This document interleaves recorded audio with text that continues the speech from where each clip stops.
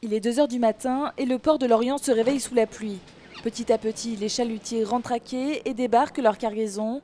Les officiers des affaires maritimes sont quant à eux sur le pont et s'apprêtent à assurer le contrôle des pêches. Alors un contrôle ne doit rien devoir au hasard. Donc lorsque les contrôleurs arrivent à bord d'un navire de pêche, ils doivent déjà cibler le navire en fonction de la probabilité d'y trouver une infraction. Le Malouka rentre, je voulais savoir quand est-ce qu'il a été contrôlé. C'est le CROSS, le Centre opérationnel de surveillance et de sauvetage, qui fournit aux contrôleurs les informations sur les bateaux. Date du dernier contrôle, infraction déjà relevée, tout est centralisé. En France, le contrôle des pêches dépend du CROSS d'Etel, en Bretagne. Lorsque les agents arrivent en contrôle, ils commencent par les obligations déclaratives, c'est tous les journaux d'enregistrement des captures, des zones de pêche, etc. Puis ils vont faire les espèces.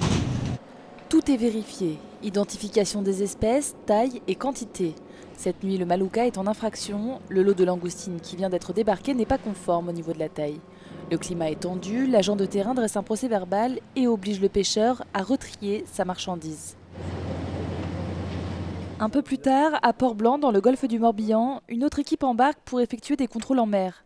C'est l'unité littorale des affaires maritimes.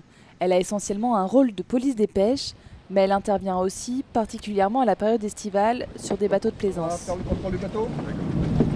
Relevez vos cannes, s'il vous plaît. Contrôle des papiers, du permis et du matériel à bord.